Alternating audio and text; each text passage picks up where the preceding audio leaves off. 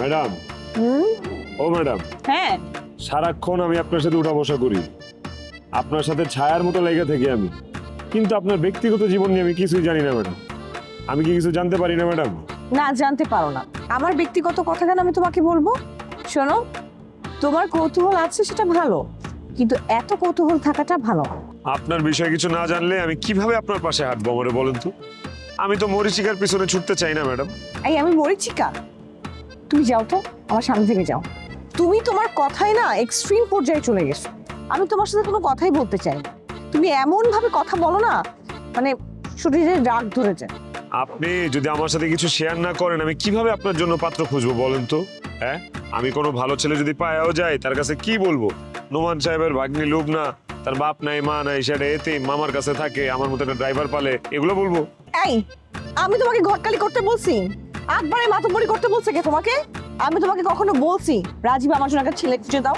আপনি আমার কেন বলবেন? আমার একটা কর্তব্য আছে না, একটা দায়িত্ব আছে না? মেয়েদের সঠিক সময় বিয়ে করা উচিত। বিয়ের বয়স পার হয়ে গেলে মেয়েদের সৌন্দর্য আস্তে আস্তে নষ্ট হইতে থাকে। আপনার হইলো বিয়ের পারফেক্ট বয়স ম্যাডাম। এই বয়সে বিয়ে করলে আপনার জীবনটা সুন্দর হবে। তুমি তো মেয়েটাকে নিয়ে বেশ ভালো রিসার্চ করো। মেয়েরা কোন বয়সে বিয়ে করলে সুন্দর থাকবে, ভালো থাকবে, এটা মেয়েরাই ভালো বুঝুক। তোমার এত তো বোঝার দরকার নেই। আপনার এই কথার সাথে আমি একমত হইতে পারলাম না ম্যাডাম। মেয়েদের বিষয়ে মেয়েদের থেকে ছেলেরা বেশি বুঝে, ভালো জানে। কারণ কি জানেন? একজন প্রাপ্তবয়স্ক ছেলে সারাদিন শুধু মেয়েদেরকে নিয়ে পড়ে থাকে। এই যে দেখতেছেন না, নাটক, সিনেমা, অথবা আপনি উপন্যাস ধরেন, গল্প ধরেন, যাই ধরেন না কেন ম্যাডাম, সবকিছুর কেন্দ্রবিন্দু এই মেয়ে, এই নারী। নারী দিয়ে কিন্তু শুরু হয়। নারী ছাড়া আর কোনো বিষয় নিয়ে কেউ চিন্তা করে এরকম পুরুষ আমার জানা মতে নাই। এই তুমি ড্রাইভারের চাকরিটা আসলেই ছেড়ে দাও তো, আসলেই ছেড়ে দাও। তুমি আমার সাথে কি নিয়ে কথা বলতেছো একবার ভেবে দেখছো? তো সাহস তুমি কি করে পাও?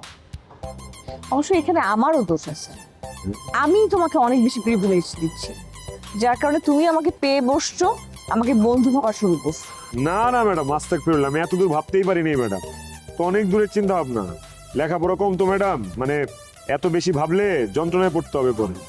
মনের বিষয় তো ম্যাডাম, মনে তো আটকাইতে পারি না, বুঝেন নাই? আমি গরিব, লেখাপড়া কম করছি, সেই জন্য আপনার দিকে যে একটু ভালো করে তাকাবো সেটাও তাকাইতে পারি। মিথ্যা কথা বলবো না।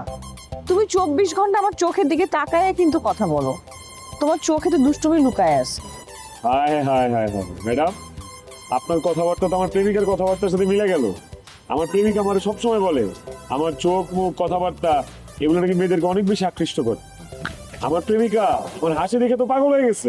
রাজীব, আবার বান্ধবীর গল্প শুরু করছো? আমি তো তোমার বান্ধবীর গল্প শুনতে এখানে বসে নাই। আচ্ছা, কি তোমার বান্ধবী কি খুব ঐশ্বরিয়ার মতো সুন্দরী?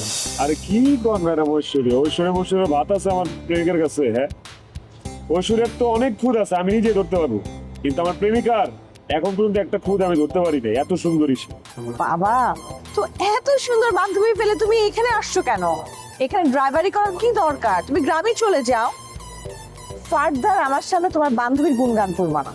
আর ঠিক আছে, আর বলবো না, সমস্যা নাই। তবে একটা কথা, আমার প্রেমিকা মানে আমার বান্ধবী সে কিন্তু ঢাকা থাকে, গ্রামে না। তাহলে আমি এখন নিচে যাই, প্রয়োজনে আমার ডাইকেন। এই, আমার না বাসায় ভালো লাগছে না, আমি ঘুরতে যাবো। চলেন তাহলে, আমি নিচে গাড়ি নিয়ে বসে আছি, আপনি আসেন, রেডি হয়ে আসেন। ঠিক আছে, জি ম্যাডাম, আসেন। তুমি যে ড্রাইভার না, এটা আমি বুঝে গেছি। এখন থেকে আমি তোমাকে ফলো করি।